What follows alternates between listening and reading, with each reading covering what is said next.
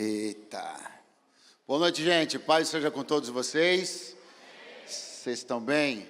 Que prazer, que alegria estar hoje aqui na ADVEC Curitiba, falando da juventude aqui do Sul, na nossa igreja. É um prazer, uma alegria. Eu acho que a gente começou a idealizar, a desenhar isso desde lá do Connect da sede do ano passado, né? E eu estou muito feliz de saber que houve esse desejo no coração de vocês, dentre tantas possibilidades que a igreja e a juventude tinham de poder ouvir tanta gente, me prestigiar com esse convite. Eu fico, de fato, muito lisonjeado. Eu queria agradecer a Deus pela vida do pastor Jarmuth, pastor Ricardo, pela liderança também da juventude, pedir a Deus que continue abençoando vocês, dando estratégia, direção em tudo, para que a juventude do Paraná possa ser ganha para o Senhor, e um grande avivamento Deus possa fazer nesse estado, para a glória do seu nome. Nós seremos veículos, instrumentos disso, e eu tenho certeza que será um tempo precioso. Se você trouxe a Bíblia, pegue aí agora, por favor, e abra no Evangelho de Jesus, segundo escreveu Lucas, capítulo de número 15. Glória a Deus. Parabéns a toda a juventude, o trabalho está muito bonito, muito bem feito. A galera da música, da dança, os voluntários, que coisa boa é ver o povo de Deus engajado no trabalho do Senhor, desejando servir ao Senhor, servir à igreja, servir aos irmãos. Eu também sou um testemunho vivo do quanto essa é uma semeadura infalível e poderosa. Passei toda a minha adolescência e juventude servindo na igreja local, e como isso acrescentou na minha vida, como isso fez de mim o homem que eu sou, o pregador que eu sou, o esposo que eu sou. Então, eu sou entusiasta da igreja, entusiasta do trabalho, do engajamento, do envolvimento na igreja, e até por isso também eu quero trazer a vocês uma palavra que, de certa maneira, também toca, envolve um pouco disso, dessa nossa relação com a casa de Deus. Lucas, capítulo de número 15, verso de número 11. Encontra aí. Capítulo 15, versículo 11. Quem encontrou, diga bem forte: eu amo a Bíblia. Horrível. Vamos de novo? Quem encontrou, diga bem forte aí: eu amo a Bíblia. Isso, está escrito: e disse, um certo homem tinha 2 filhos. E o mais moço deles disse ao pai: pai, dá-me a parte da fazenda que me pertence. E ele repartiu por eles a fazenda. E poucos dias depois, o filho mais novo, ajuntando tudo, partiu para uma terra longínqua e ali desperdiçou a sua fazenda, vivendo dissolutamente. E havendo ele gastado tudo, houve naquela terra uma grande fome, e começou a padecer necessidades. E chegou-se a um dos cidadãos daquela terra, o qual mandou para os seus campos a apacentar porcos, e desejava encher o seu estômago com as bolotas que os porcos comiam, e ninguém lhe dava nada. E caindo em si, disse: quantos trabalhadores de meu pai têm abundância de pão, e eu aqui pereço de fome? Levantar-me-ei, e irei ter com meu pai, e dir-lhe-ei: pai, pequei contra o céu e perante ti. Já não sou digno de ser chamado teu filho. Faze-me como um dos teus trabalhadores. Quantos podem dizer amém? Quem já conhece, quem já leu, quem já ouviu, quem já teve algum contato com esse texto bíblico, por favor, levante a mão e acene bem alto assim, por favor. Que coisa boa. É de fato uma história bíblica, uma parábola contada por Jesus, um texto bíblico amplamente conhecido, ministrado, e que hoje, mais uma vez, eu acredito que servirá para a nossa edificação, através de alguns caminhos e algumas visões que eu penso que sejam muito importantes para comunicar à juventude hoje, aqui e agora. O Senhor Jesus contou 3 parábolas. O texto original, elas todas estão compelidas, elas não estão separadas como aparece na nossa Bíblia, como foi organizado na nossa Bíblia. Então, é um único texto que conta 3 parábolas. As parábolas são da dracma perdida, envolve a história de uma mulher que está na sua casa, como uma dona de casa, que perde uma moeda, e ela então, ao perceber que perdeu, ela começa a se esforçar, varre a casa, mexe com os móveis, até que ela acha tendo achado, ela chama as amigas, as vizinhas, e dá uma festa em celebração em ter achado aquilo que ela perdeu. Jesus também conta a parábola de uma ovelha que se perdeu. O pastor, então, deixa as demais no aprisco, vai até o encontro dela no deserto.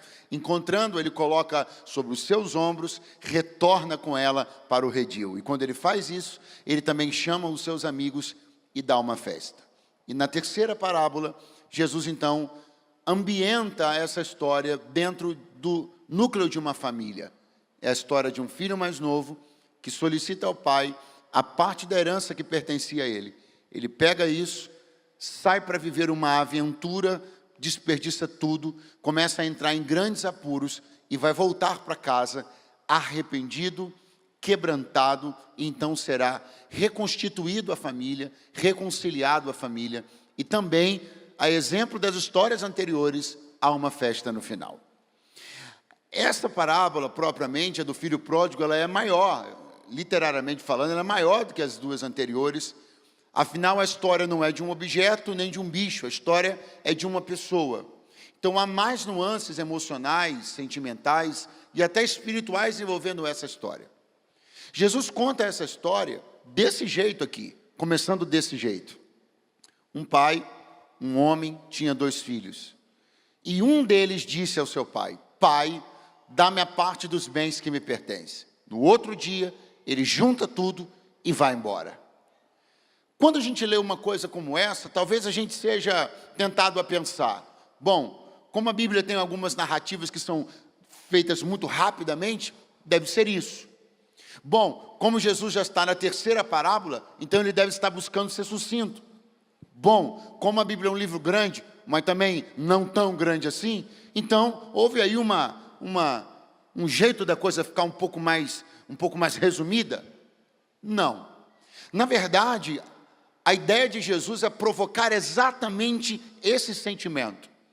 O sentimento de se assustar diante da maneira como as coisas acontecem.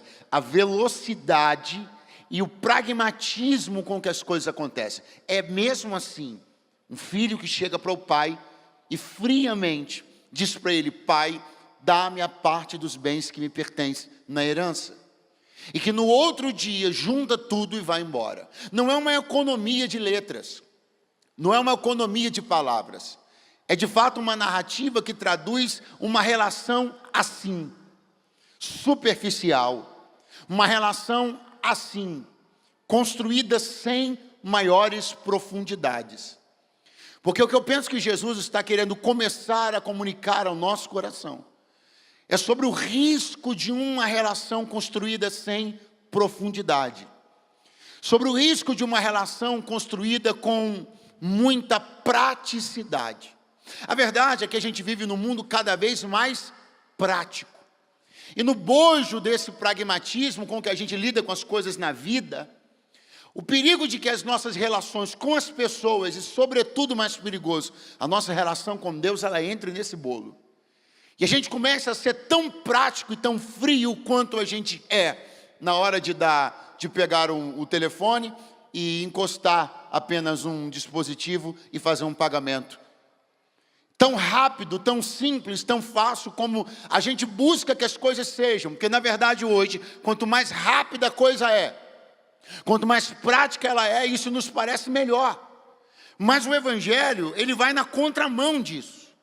Não pode haver, não deve haver um pragmatismo em tudo. Se nós imprimirmos esse mesmo pragmatismo das coisas que fazemos tecnologicamente, por exemplo, para a nossa relação com Deus, com os irmãos, com a casa do Pai, com a igreja do Senhor, nós estamos perdidos. Eu quero que você permita que o Espírito de Deus comece a chamar a sua atenção para se fazer uma pergunta. Como de verdade tem andado a sua relação com Deus e com a igreja? Ela tem sido uma relação íntima, profunda, baseada? Ela tem sido uma relação embasada? Ela tem sido uma relação aprofundada?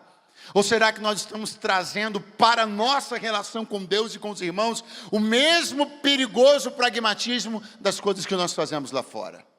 Pai, dá-me a parte dos bens que me pertencem. E no outro dia, sem choro, sem cerimônia, sem arrependimento, ele pega tudo e vai embora. Eu quero convidar você a começar a construir uma relação cada vez mais profunda, porque a única coisa que pode garantir a sua permanência aqui é a profundidade com a qual você está vivendo a sua vida aqui. A única forma de garantir que no ano que vem você estará aqui é se você hoje ainda começar a repensar a profundidade com a qual você tem vivido os seus dias na casa e na presença de Deus. Alguém está me entendendo esta noite? Pai, dá-me a parte dos bens que me pertencem, porque eu vou embora. E no outro dia, juntando tudo, é isso que ele vai fazer. Vai embora, porque tinha pedido a parte que lhe pertencia. A parte. Diga comigo, parte. Não, você pode fazer melhor, diga parte. Qual é a conclusão que nós chegamos? Simples, que ele tinha uma parte. Essa é uma conclusão clara, ele mesmo pediu, ele tinha uma parte. Só que quando você avalia sobre isso, sobre o que é ter uma parte, você entende como é que alguém se desenlaça com tanta facilidade de um contexto como ele se desenlaçou. Como alguém se desconecta com tanta facilidade de um ambiente como ele se desconectou. A resposta e a explicação estão justamente nisso. Toda a visão que ele tinha sobre aquilo era essa, de ter uma parte, quando na verdade isso é muito pequeno, isso é muito pouco, isso não é nada. O interesse do Pai não é que você tenha uma parte, é que você seja parte.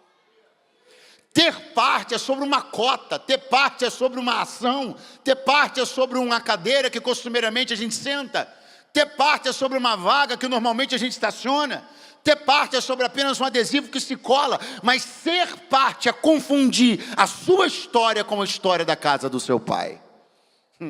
Eu quero chamar a sua atenção na noite desse dia, para dizer para você, abandone essa ideia de ter uma parte. Isso é muito pequeno. Deus quer que você seja parte da casa, que você construa a sua vida de maneira tão intimamente ligada às coisas de Deus, que pensar em sair daqui seja absolutamente impossível na sua lógica e na sua mente. Por favor, segure a mãozinha de alguém do seu lado. Eu acho que ele está com muito frio. Ajuda ele na direita e na esquerda também. Dê uma boa chacoalhada nele e diga: seja parte, seja parte. Estou profetizando que você construirá seus melhores dias, suas melhores memórias, suas memórias mais efusivas, mais bonitas, mais alegres, mais jubilosas. Você vai chorar com os que choram e vai se alegrar com os que se alegram, porque o Senhor não chamou filhos para serem cotistas nem acionistas. Ele chamou filhos para fazerem e serem parte da sua casa. Glória a Deus. Pai, dá-me a parte dos bens que me pertencem. Porque tudo que eu tenho aqui está resumido nisso, na cota que me pertence, na parte que me pertence.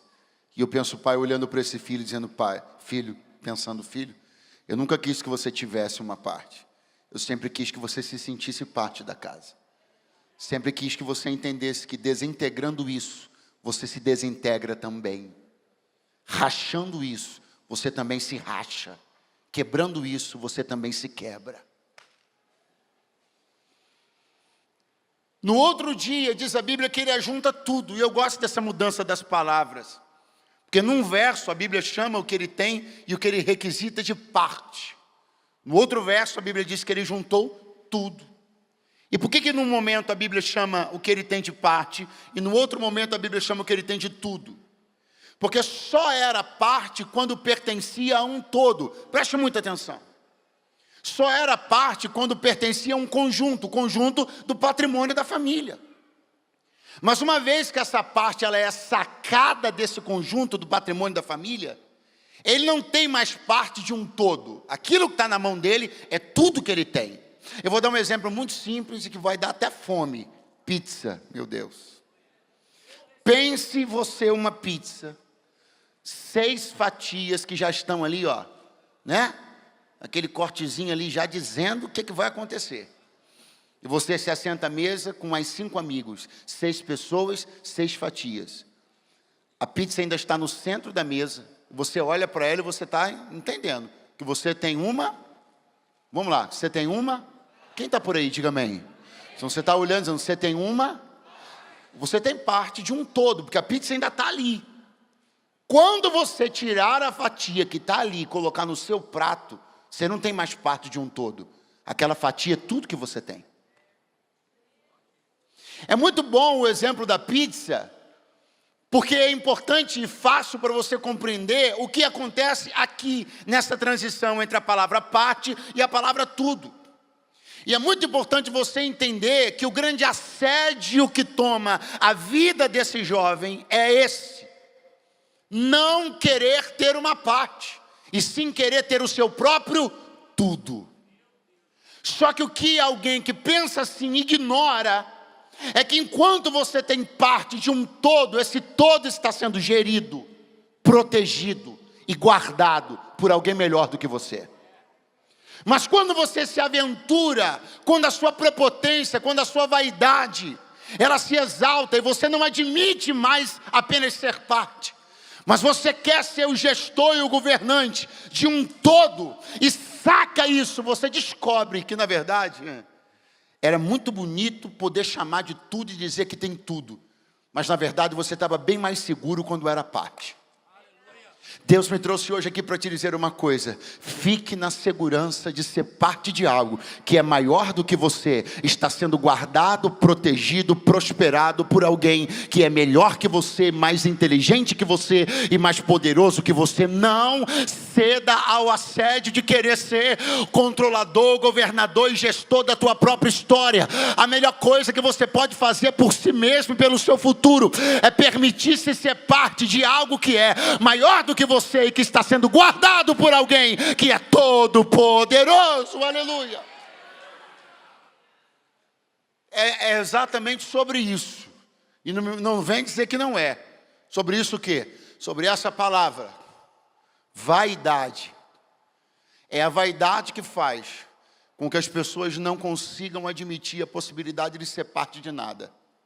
É a vaidade que faz com que muita gente, inclusive, maqueie algumas atitudes, como sendo supostamente uma visão ou uma direção de Deus, mas na verdade nunca foi.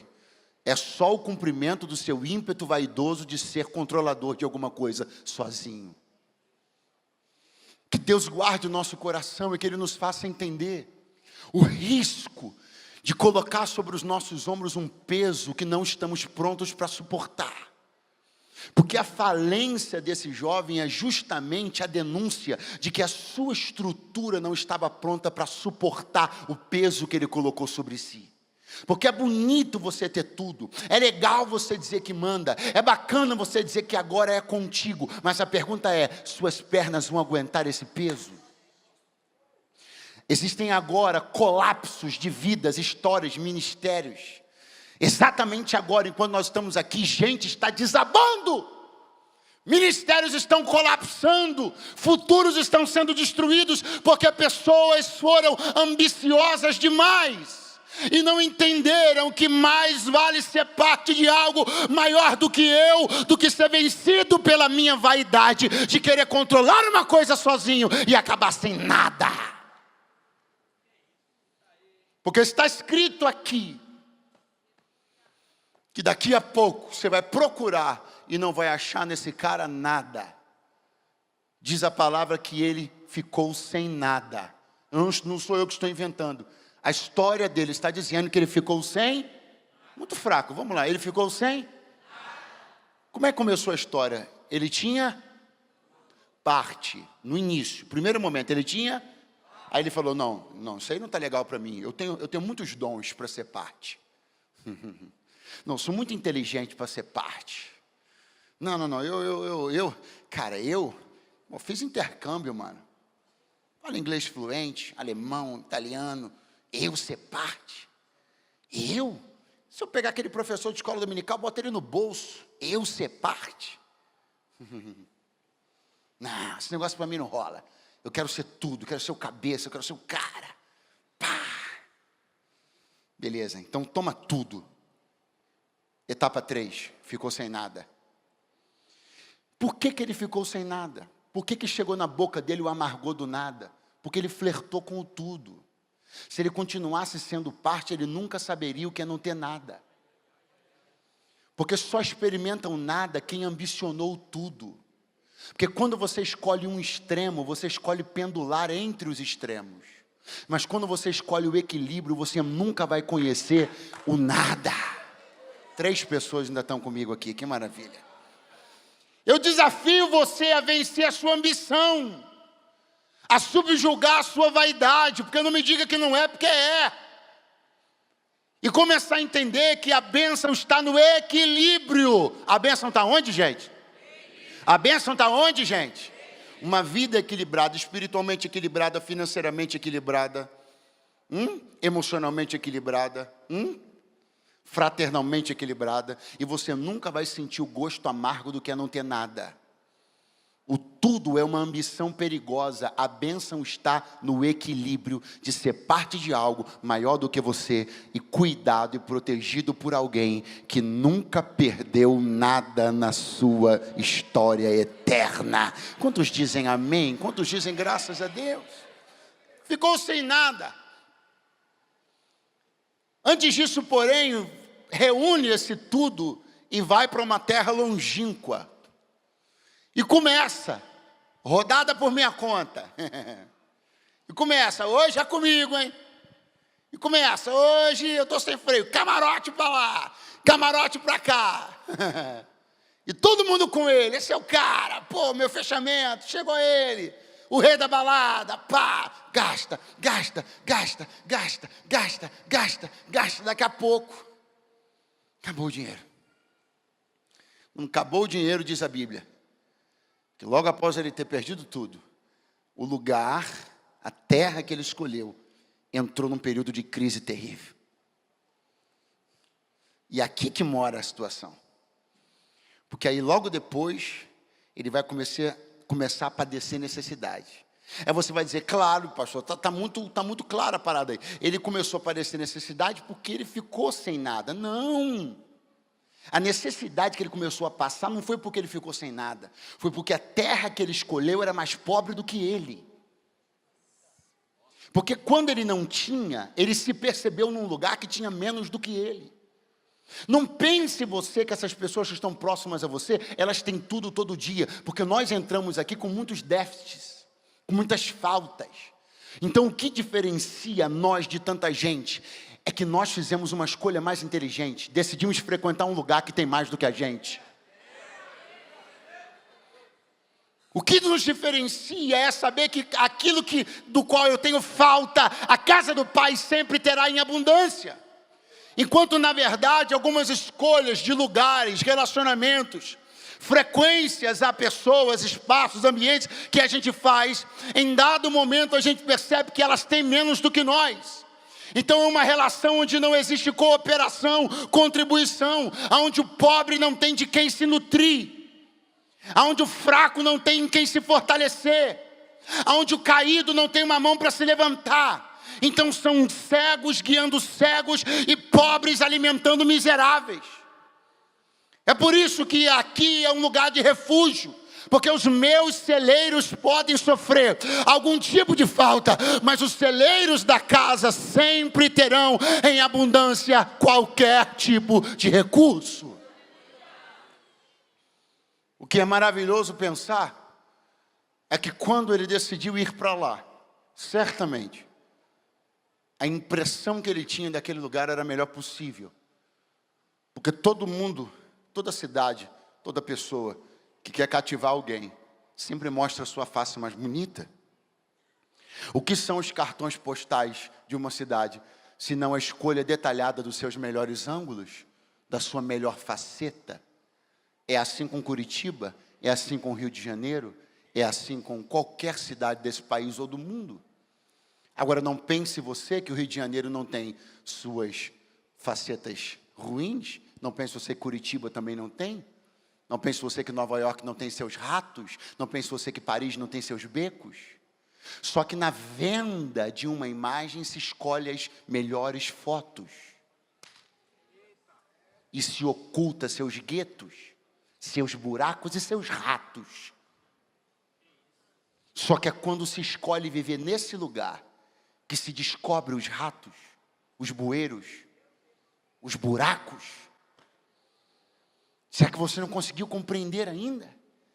Que todo o processo de sedução que o mundo exerce com você, sempre há uma escolha meticulosa das suas melhores fotografias, dos seus melhores ângulos, mas que os ratos e os bueiros também estão lá. Só que isso é uma coisa que Deus é especialista em fazer, é em desmascarar, em retirar o encantamento e a ilusão das escolhas que a gente faz. Só que normalmente isso só acontece quando a gente está lá dentro. Aí eu acho maravilhoso. Porque a gente fingiu que não viu, a gente fingiu que não, na verdade ele nem procurou saber, a gente só se encantou e se apaixonou pelas fotos que a gente viu, pelos ângulos que a gente viu. Aí quando a gente vai para lá, chega uma hora que o Senhor vai e mostra que aquele lugar também tem chiqueiro, que aquele lugar também tem miséria, que aquele lugar também tem falsidade, que aquele lugar também tem todo tipo de esgoto moral. E aí a gente, eu não sabia que era assim, mas agora sabe. Então Deus me trouxe hoje aqui para te dizer, alguns sustos são necessários para que você perceba que a vida real não são as fotos de cartão postal. Esse mundo é um mundo miserável, esse mundo é um mundo de esgoto moral, de lixo espiritual, mas Deus tem preservado um lugar, não de pessoas perfeitas, mas de um Deus perfeito, aperfeiçoando pessoas. Aleluia! Você pode encontrar e vai encontrar imperfeição nas pessoas dentro da casa do Pai, mas você não vai encontrar esgotos a céu aberto, porque esse é um lugar onde se trata sua própria sujeira, lugar onde a sujeira é designada para o seu devido lugar, um lugar onde pessoas estão sendo aperfeiçoadas dia após dia. Então profetize uma palavra para o seu vizinho, dê uma acordada nele e diga: Deus vai arrancar a máscara, Deus vai mostrar a face real de algumas escolhas que você fez ou que está quase fazendo. Deus vai lançar luz sobre o submundo escondido, sobre os valados, sobre os guetos, sobre os buracos, para você enxergar a realidade de algumas escolhas que você está quase fazendo. Deus vai começar a lançar luz sobre alguns comportamentos que vão entregar o caráter de algumas pessoas que têm se mostrado muito amigas, têm se mostrado muito legais, mas escondem caráteres torpes, escondem personalidades perigosas, escondem sujeira moral. Mas o Senhor, por misericórdia e amor, a tua alma, Ele vai começar a abrir os teus olhos, assim te diz o Senhor. Aleluia. E agora? Agora que ele não tem nada e a terra que ele escolheu nada tem. Ninguém se alimenta, ninguém se ajuda, ninguém coopera. Aonde ele vai parar? Pergunte para mim, aonde ele vai parar? No chiqueiro. Agora eu pergunto e você responde, aonde ele vai parar? Aonde ele vai parar? A gente está contando uma história ambientada na cultura judaica, numa família judaica. E você sabe muito bem que os judeus, eles não comiam carne de porco, nem cultivavam porcos. Não era uma atividade regulada, não era uma atividade possível, viável, economicamente, para o judeu. Então é muito estranho que nós estamos vendo esse rapaz, nessa cena que Jesus está contando, à beira do chiqueiro, lidando com os porcos. Como alguém que tem a educação que ele teve, o pai que ele teve, o convívio social que ele teve, está naquele lugar. Ele não saiu do ponto A para o ponto C, sem ter passado pelo ponto B.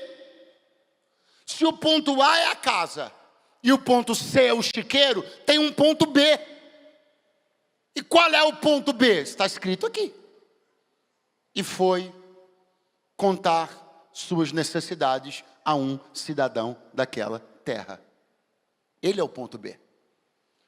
O ponto B que leva ele até o chiqueiro é esse cara que Jesus chamou, não por acaso, de cidadão da terra. Então a chave para ele ter ido parar onde ele parou foi o ponto que ele parou antes. O entendimento que você precisa ter para compreender o que ele foi fazer naquele lugar tão baixo e tão vil, para a cultura e para a religião dele, é você entender que antes disso ele parou para conversar, para se abrir com alguém que Jesus chamou de cidadão daquela terra. O que você acha que um cidadão da terra aconselharia para alguém como esse jovem? O que você acha que um cidadão da terra, tendo portanto a mentalidade da terra, os valores da terra, a moral da terra, você acha que ele aconselharia o quê? Uma campanha de jejum e oração? Então não se admire porque as pessoas só despejam sobre as outras o conteúdo do qual elas estão cheias. Só recomenda chiqueiro quem frequenta chiqueiro. Se você quer um conselho santo, então compartilhe sua dor com um santo. Se você quer que alguém lhe dê uma recomendação sadia, então procure alguém de mente sadia. Porque você não vai conseguir um bom conselho abrindo a sua vida para o tipo de gente que você tem aberto. Você não vai encontrar alguém para lhe ajudar a vencer a guerra, porque é uma guerra, hein? Eu já passei por essa guerra. A guerra de viver uma vida santa, uma vida íntegra, honesta diante de Deus, a guerra de viver uma vida de abstinência sexual, a guerra de se guardar para o casamento. A pergunta é, sobre quem você está conversando a respeito dessa guerra? Com aquela sua amiga? Aquela que cada sexta-feira está na cama de um? O que você acha que ela vai te sugerir fazer com esta sua guerra? Uma campanha? Entregar uma oferta? Ela só derrama aquilo do qual ela está cheia. Então escute o que eu estou lhe dizendo. O seu ponto C é determinado pelo seu ponto B. Em quem você está parando para contar sobre as suas guerras? Para quem você está se abrindo? Quem é seu confidente? Quem é a pessoa que sabe aquilo que você tem lutado para vencer? Porque se você apresenta para mim uma guerra, eu te apresento minhas armas. Se você me conta sobre uma guerra, eu te recomendo minhas armas. Agora a pergunta é, quais são as minhas armas? As minhas armas foram definidas a partir da minha mentalidade, cultura, valores. Então as pessoas vão apresentar armas e ferramentas para você, que dizem respeito a como elas conduzem a vida delas. Se são rebeldes, é isso que elas vão recomendar que você seja, igualmente rebelde. Você está com dificuldade de se relacionar na igreja, está com dificuldade de se encontrar, andou um pouco magoado ou chateado com alguma coisa que não aconteceu como você queria. Aí eu lhe pergunto, para quem você vai contar sobre isso? Para uma pessoa de espírito rebelde? Não vai embora não, fica só mais um pouquinho. Para uma pessoa de espírito rebelde? Para alguém que não consegue se submeter a nada e nem a ninguém? Para alguém que nem conseguiu ficar na igreja porque é vaidoso e egoísta, é prepotente, se insurge contra a liderança, é para ele que você vai contar. Adivinha o que ele vai te dizer? Persevera. Ele vai imprimir sobre você o mesmo espírito que ele também tem. Então, em nome de Jesus, escolha bem para quem você vai contar sobre as dores e agruras que estão lhe incomodando, porque isso vai determinar para onde você vai logo depois, ou para casa ou para o chiqueiro. Escute isso. Debaixo dessa recomendação, debaixo desse conselho, aí ele vai fazer o que lhe foi recomendado. E quando ele chega, ele começa a olhar para as bolotas que os porcos comiam. E a Bíblia diz assim, que ele desejava. A Bíblia diz que ele deseja? Muito fraco, que ele deseja. A Bíblia diz que ele mastigou? Que ele engoliu? Sim ou não? Que ele desejou? Então passou pela sua boca? Chegou no estômago? Mas onde chegou? Compreenda uma coisa. E se você não gostar, discuta com quem implementou essa coisa. Qual coisa? A graça de Deus. Então, discuta com Jesus. A graça de Deus é bem mais séria do que algumas pessoas pensam que é. Pastor, como assim? Vou lhe explicar. Alguém está pensando, mas eu não toco. Alguém está pensando, mas eu não vou. Alguém está pensando, mas eu não faço.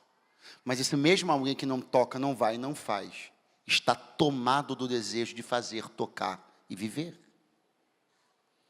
Você precisa entender que o Senhor não quer apenas que os teus pés não pisem.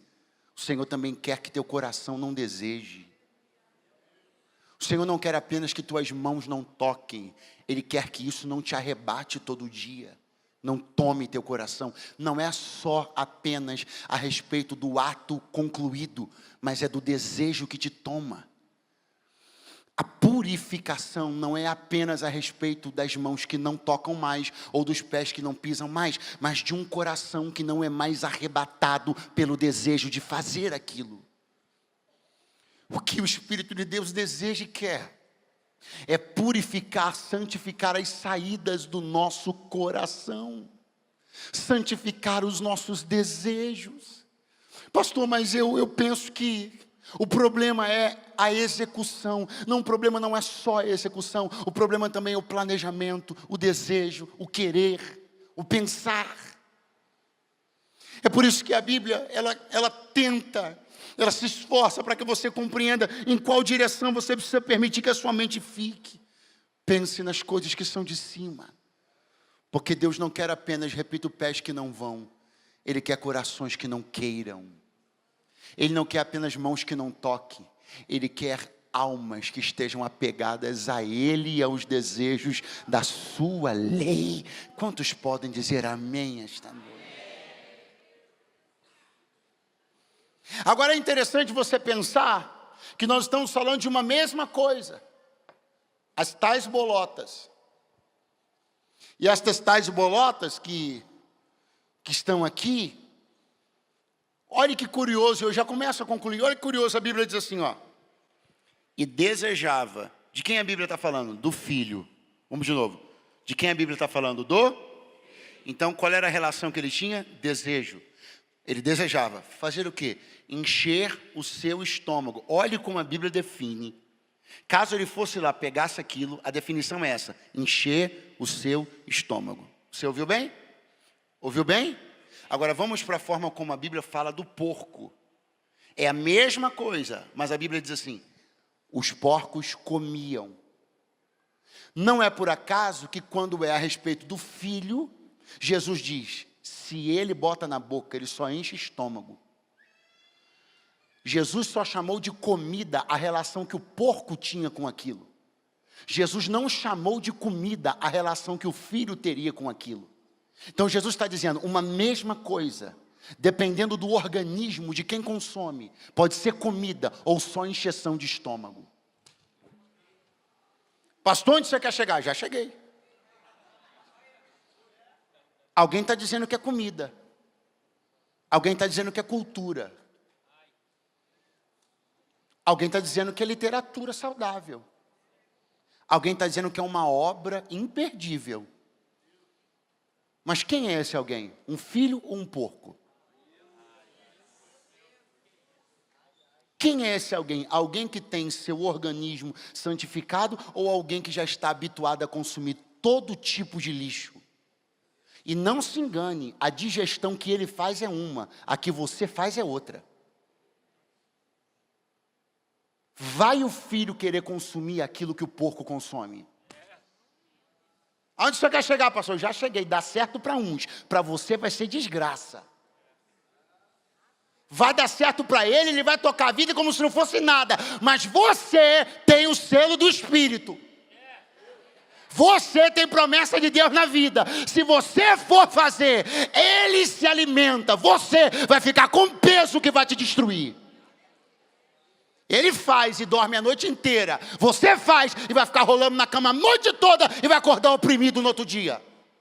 Porque você é alguém com quem Deus tem tratado, nutrido de uma maneira diferente. Você não foi feito para isso, pensado para o lixo. Você foi levantado para ser cheio do Espírito Santo de Deus. Aleluia! O Ramacalamacheia. A igreja está aqui para dar um recado para essa sociedade. Não é uma sociedade moralmente caída, que terá o poder de definir o que é e o que não é. Não é uma sociedade moralmente caída, que nós vamos facultar a eles o direito de dizer o que nós consumimos ou não. Nós já temos algo que define o que é bom e o que não é bom, o que é admissível e o que não é admissível. E esse livro pode ser reputado como retrógrado, pode ser chamado de desatualizado, mas ele ainda é a regra de fé e de prática de uma geração que vai herdar a vida eterna.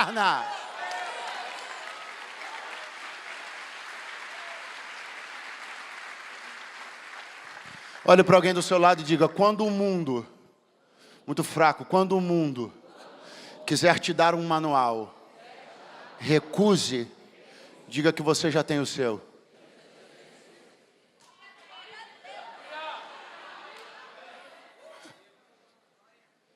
É no mínimo muita petulância, né? De quem nasceu ontem, querer questionar a autoridade de um livro que subsistiu a todo tipo de tentativa política, de todo tipo de tentativa de sabotagem religiosa, e um livro que se manteve íntegro, que se manteve santo. É no mínimo muito topete de gente que tem no máximo suas próprias obras escritas há alguns poucos anos para ostentar, querer questionar a autoridade de um livro que tinha tudo para ter se desintegrado durante a história, mas que foi cuidadosamente guardado pela mão daquele que o escreveu. Reverencie este livro. Você trouxe a sua Bíblia? Pega ela aí, por favor, agora. Pega a sua Bíblia, por favor. Você deveria estar com a Bíblia, inclusive, ok? Pega a sua Bíblia aí agora, por favor. Pega. Levante-a para o céu agora, por favor. Reverencie esse livro. Ame esse livro. Não deixe as pessoas escarnecerem desse livro. Não deixe elas relativizarem esse livro. Não deixe elas questionarem a autoridade desse livro.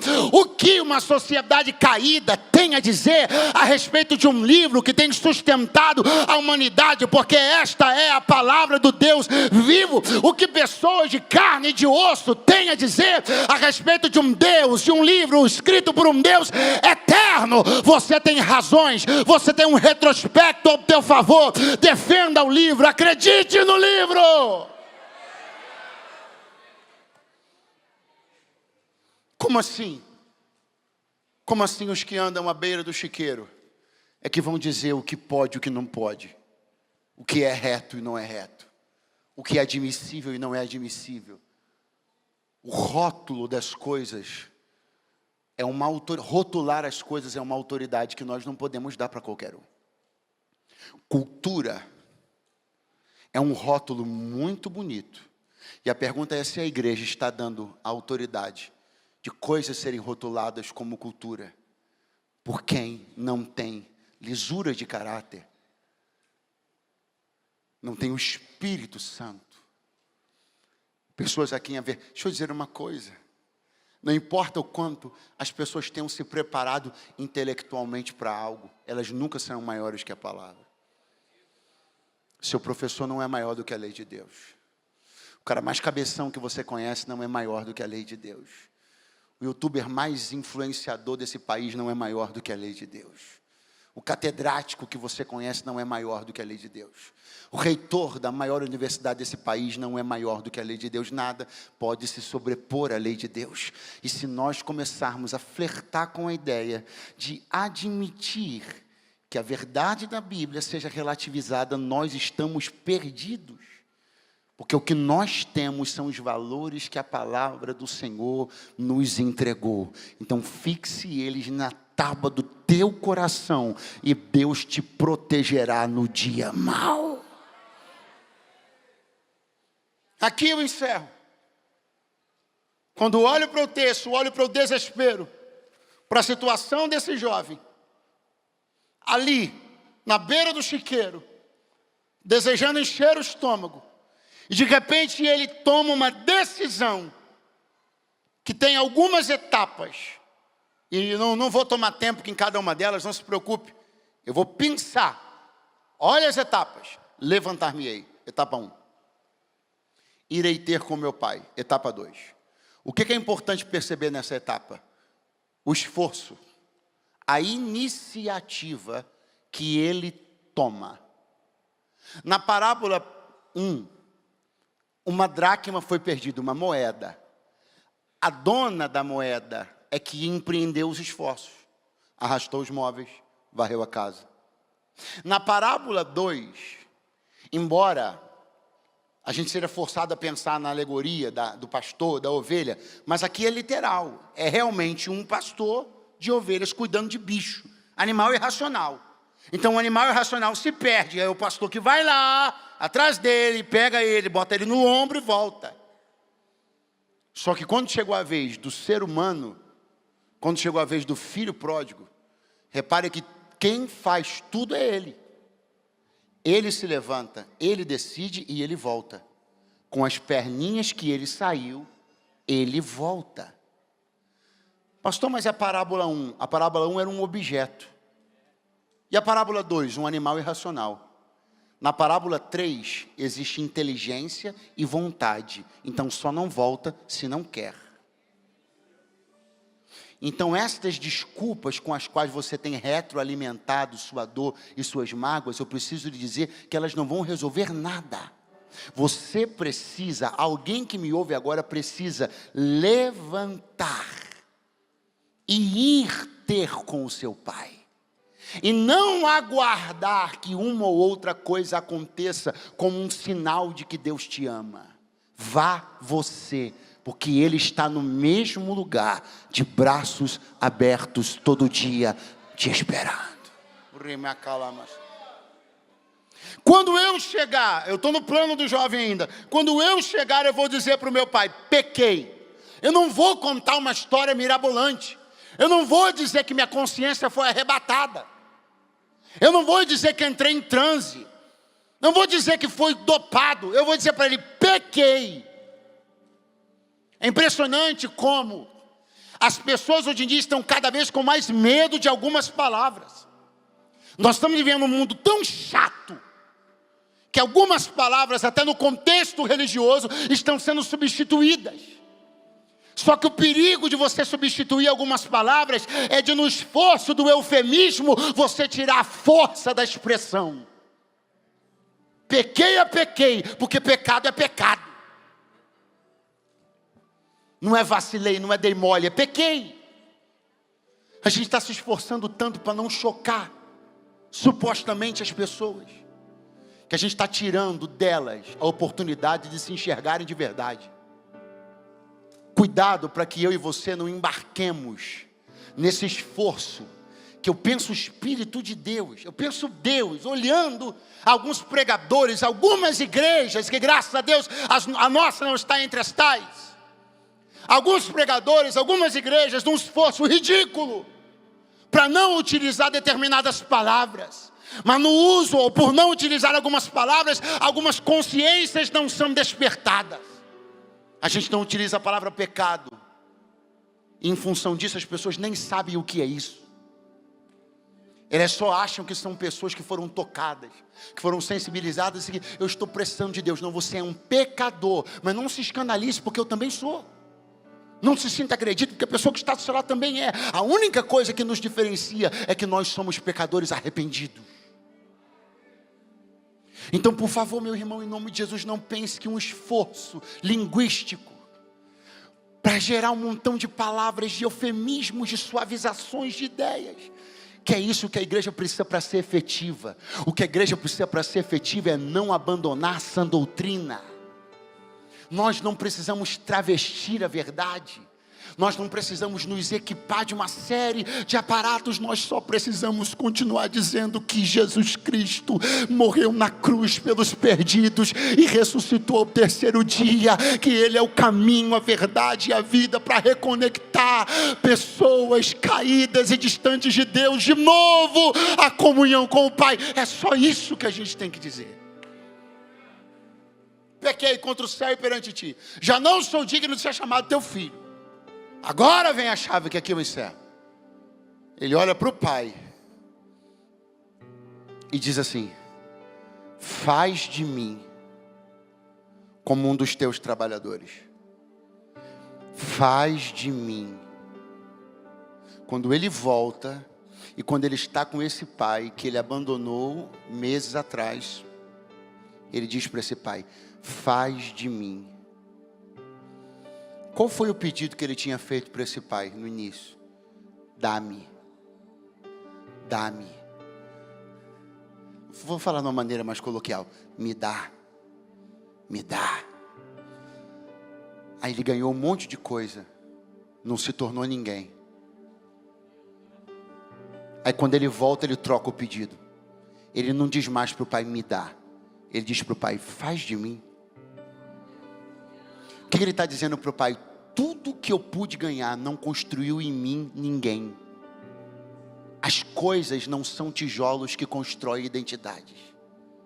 Talvez alguém que está me ouvindo ainda hoje alimenta muita lamúria por aquilo que a vida não te deu, pelas oportunidades que você não teve, pelas viagens que você não fez, pelo intercâmbio que os seus amigos fizeram e você não fez, pelas línguas que você não estudou, ou talvez apenas pelo carinho, pelo abraço que você não teve. Só que eu preciso que você entenda que no coração do Pai, nas mãos do Pai, há o poder de fazer de você alguém que você não conseguiu ser sozinho até hoje. E vou te dizer mais: tudo que você pensa que se você tivesse tido, teria feito diferença na sua vida, poderia até ter feito alguma diferença, para você pagar uma rodada, para você se tornar o rei da balada, mas não teria construído em você identidade nenhuma, porque a gente não constrói uma identidade com tijolos de coisas, mas Deus tem o poder de fazer de você alguém.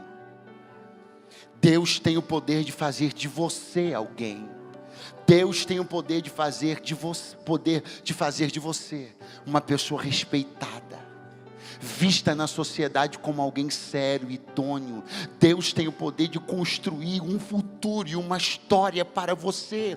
Ele tem os tijolos certos, Ele tem a convivência certa, Ele tem a casa certa, para que você construa uma identidade que valha a pena. Enquanto alguém pode levantar as mãos para o céu, eu tenho uma palavra para entregar a você na noite desse dia. Coisas não constroem identidades, mas o poder do Evangelho, o poder da palavra que está na boca do Pai, pode construir a vida que você não teve até hoje. Ei moço, ei moça, ouça-me, porque esta é a palavra do Senhor para você. Há um bom futuro ainda te esperando. Pare de reclamar por aquilo que a vida não te deu e receba o presente de uma identidade construída pelo poder do Evangelho de Jesus Cristo. Algumas pessoas que estão aqui, alguns filhos que estão aqui me ouvindo agora, estão precisando mudar um pouco os verbos presentes na sua oração. Está tendo muito me dá e pouco faz de mim. Está tendo muito me dá e pouco faz de mim. Estamos mais preocupados com as coisas do que com a essência. Mais preocupados em ter do que em ser. A primeira grande preocupação que norteou a vida daquele jovem foi ter. Ele disse: me dá.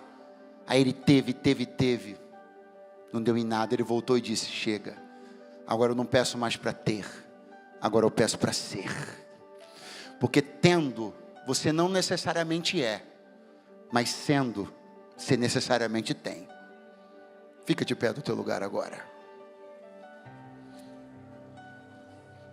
Bendito o nome de Jesus.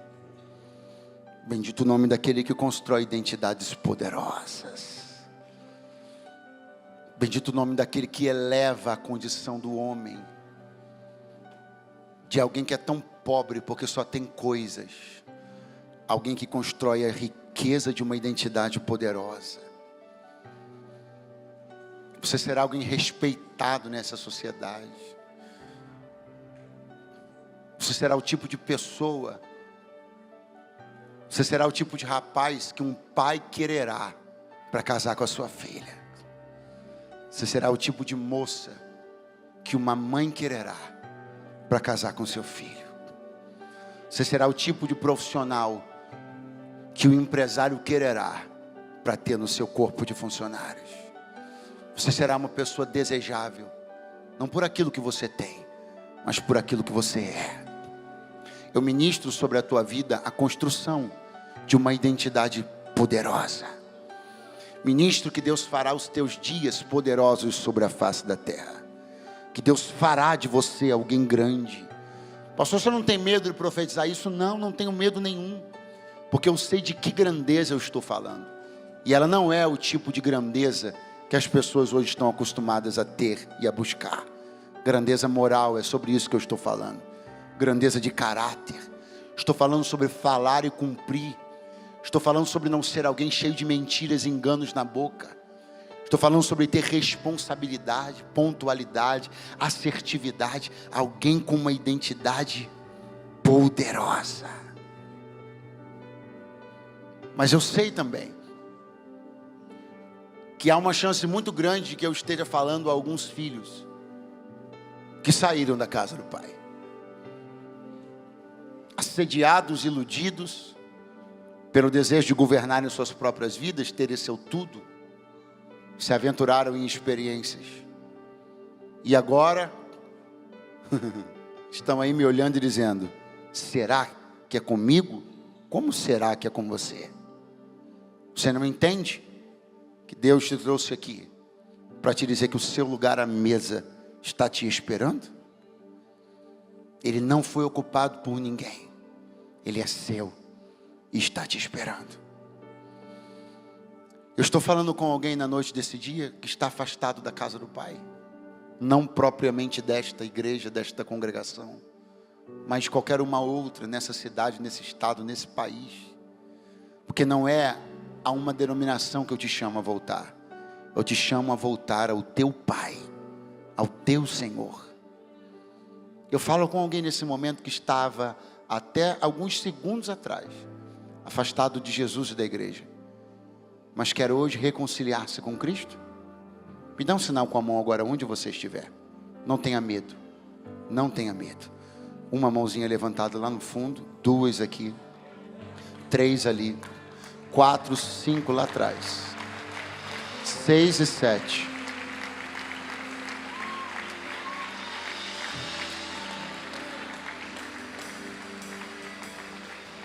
Medo, culpa, aquele pensamento de: será que essa coisa de ser crente é para mim? Tanto é que você está se fazendo essa pergunta. Se você não estivesse se fazendo essa pergunta, é porque nada disso tinha a ver com você. Eu te entendo, você não quer brincar com Deus. Você diz: ser crente é coisa muito séria. Que bom que você sabe. Isso mostra que alguns valores se mantêm ainda no teu coração. Não tenha medo. Você até pode, eu não vou mentir para você, ser julgado por algumas pessoas. Mas a grande verdade é que a única pessoa que poderia não querer mais olhar na sua cara é exatamente a pessoa que está me mandando dizer: eu te recebo de volta. Então, se você não me deu um sinal com a mão na primeira chamada, quem não me deu na primeira chamada, a sua hora é agora. Quem precisa voltar para a casa do Pai e não levantou a mão na primeira vez que eu chamei, levante a mão agora em nome de